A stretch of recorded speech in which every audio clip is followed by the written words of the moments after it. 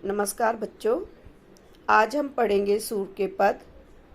सूरदास जी भक्तिकालीन कवि हुए हैं।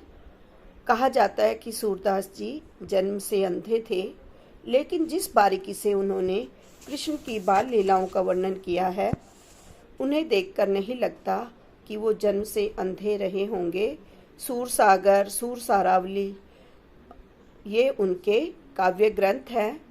और जो हमारे सिलेबस में कविता है सूरदास के पद, ये सूर सागर के भ्रमर गीत से ली गई है।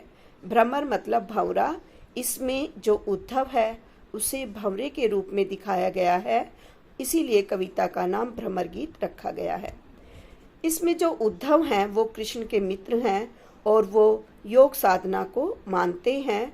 कृष्ण जब गोकुल और वृंदावन छोड़कर द्वारिका आ गए थे तो गोपियां बार बार उन्हें आने के लिए कहती थी। तो उद्धव कहते हैं कि मैं गोपियों को अपनी योग साधना के लिए मना लूँगा। तो कृष्ण ने उद्धव को गोपियों के पास योग साधना का संदेश देने के लिए भेजा था और वही इस पद में बताया गया है। सुनिए। उद्धव तुम हो अति बड़भागी। जो गोपियां हैं, जब उद्धव गोपियों को योग साधना का संदेश देते हैं तो गोपियां उस योग साधना के संदेश को मानने से इनकार करती हैं और उद्धव को व्यंग करते हुए कहती हैं कि हे उद्धव, तुम तो अत्यधिक भाग्यशाली हो।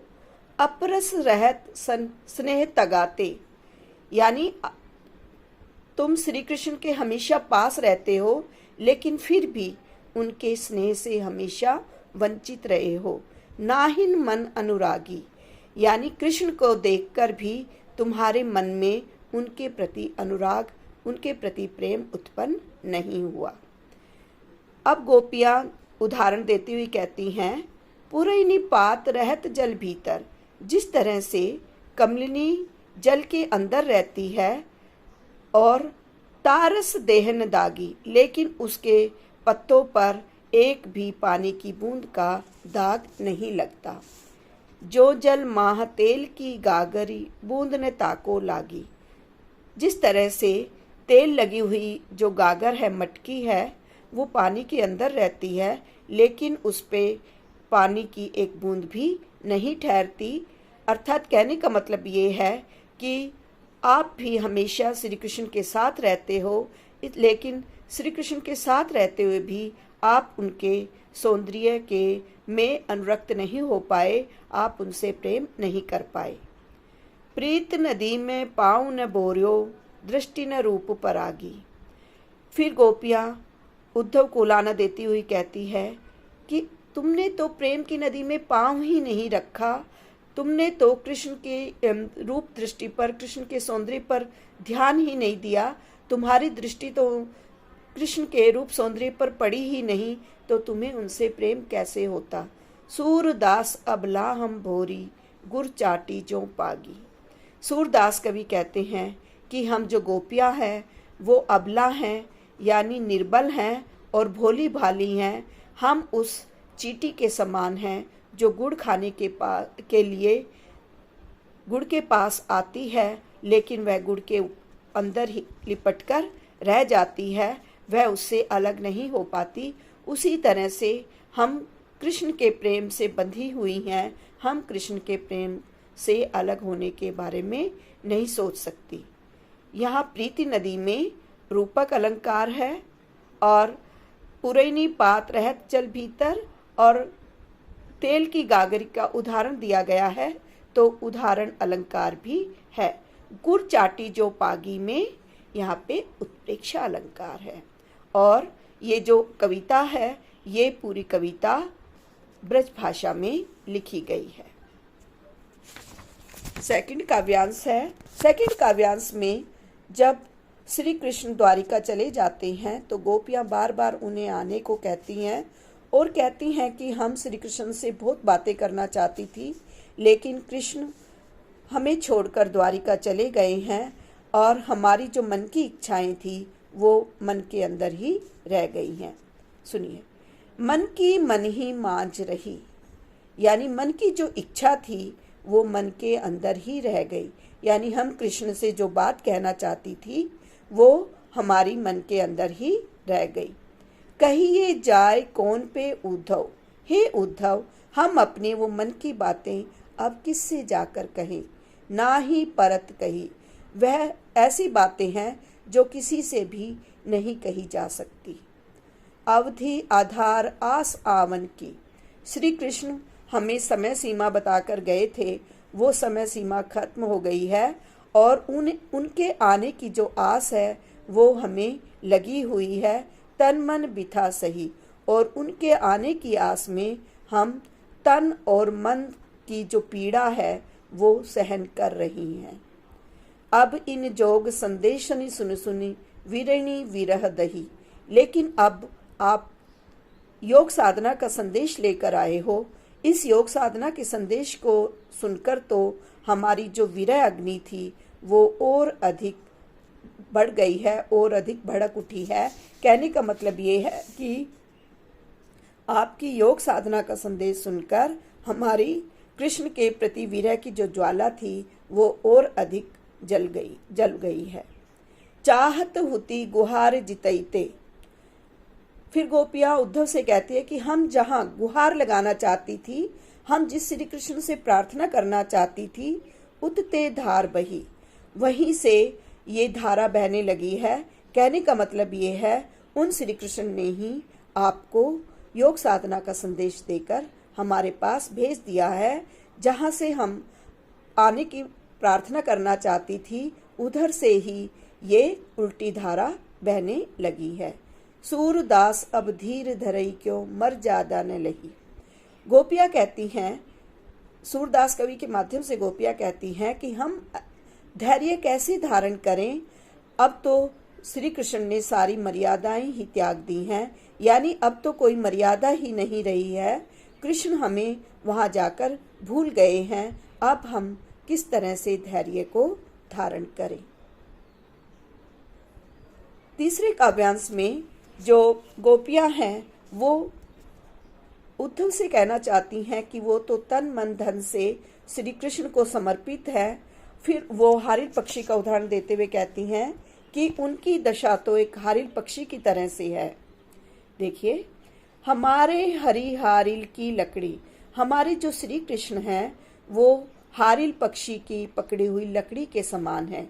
जिस तरह से हारिल पक्षी लकड़ी को अपने पंजों में पकड़े रहता है, उसी तरह से हम भी श्री कृष्ण के प्रेम से बंधी हुई हैं।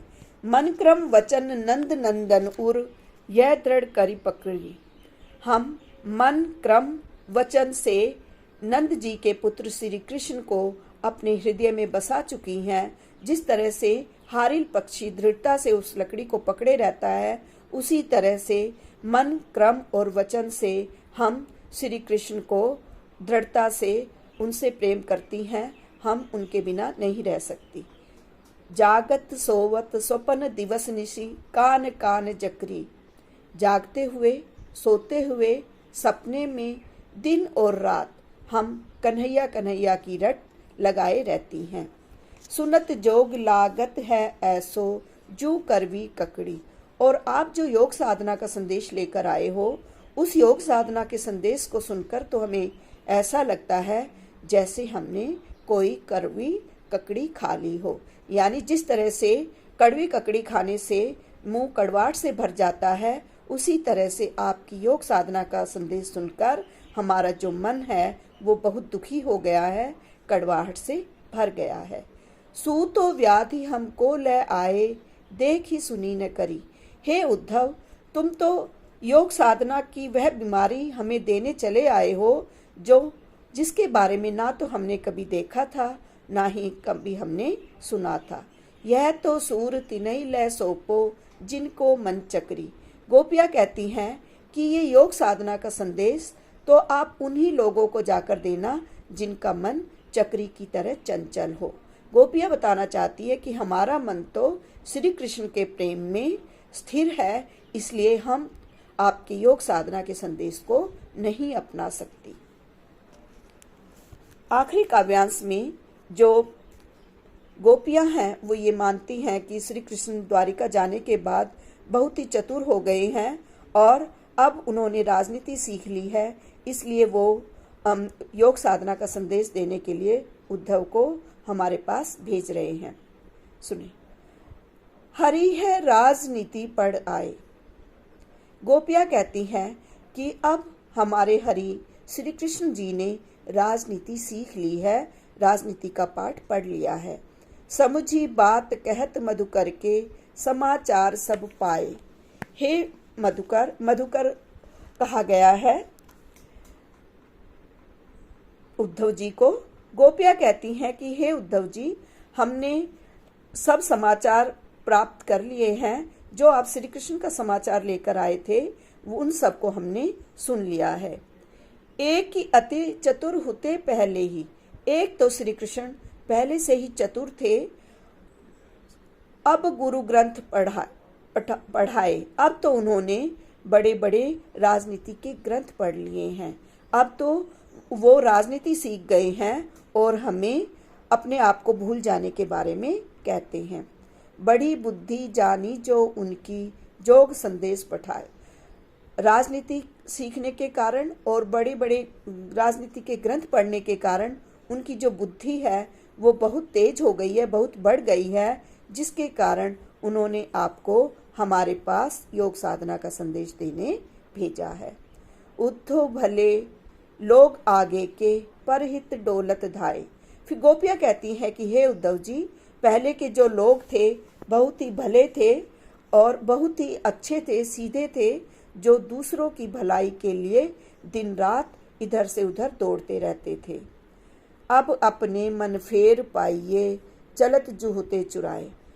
फिर गोपियां कहती हैं कि हम श्री कृष्ण से अपना जो मन है, अपना जो दिल है वापस पाना चाहती हैं, जिसे वो चुरा कर अपने साथ ले गए हैं। तय क्यों अनीति करे अपुंजे और अनीति छुड़ाए। गोपियां कहती हैं कि वो श्री कृष्ण जो दूसरों राजा बन गए हैं और दूसरों को अन्याय से छुटकारा दिलाने का काम करने वाले हैं, वो हमारे साथ अनीति क्यों कर रहे हैं, अन्याय क्यों कर रहे हैं।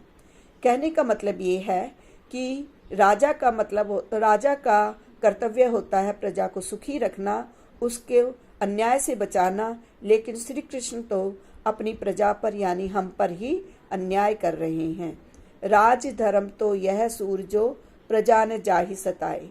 अंत में जो गोपियां हैं वो ये कहती हैं कि राजा का धर्म होता है कि वह अपनी प्रजा को ना सताए, अपनी प्रजा के साथ न्याय करे, अपनी प्रजा की सुरक्षा करे, ये राजा का धर्म होता है। लेकिन श्री कृष्ण तो हमारे साथ ही अन्याय कर रहे हैं, वो तो राजधर्म भी भूल चुके हैं।